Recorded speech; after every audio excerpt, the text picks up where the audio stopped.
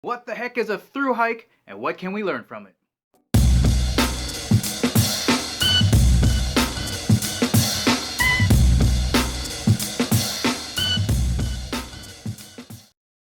Guys, thanks for watching another video. So what is a through hike? I can't count how many times I've asked different people, hey, have you heard of through hiking? And pretty much nobody really knows what it is except for the term hiking. They assume, hey, it must be a hike.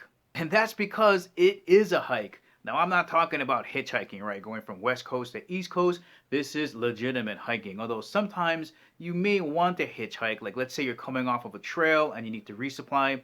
It's a lot easier to hitchhike into town and hitchhike back. That saves a lot of time.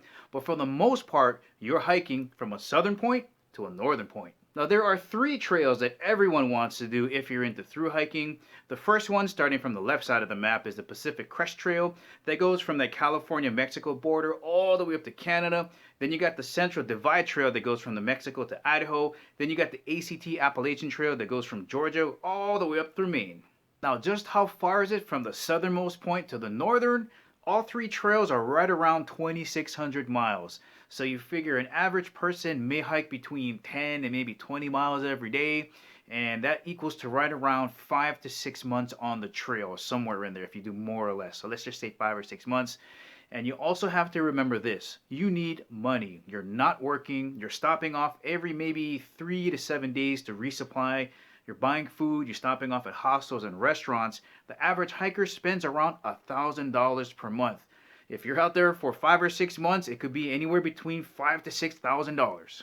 Now, the main reason I became interested in through hiking, or at least through hikers, is I wanted to know what kind of gear they're carrying. Because if you really look at them, they're out there in the elements 5 to 6 months out of the year. I want to know what kind of gear they're carrying. What kind of backpacks are they using? Shoes, clothing, what kind of material, how they're cooking, the foods that they're eating. All of those things that they're using to survive anywhere between 3 to 7 days between stops.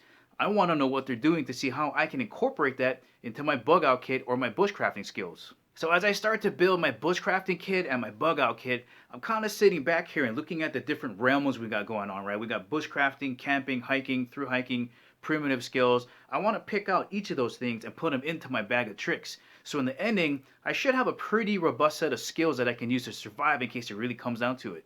And like the title says, I think we can learn a lot from through hikers because they do survive out there for a long amount of time.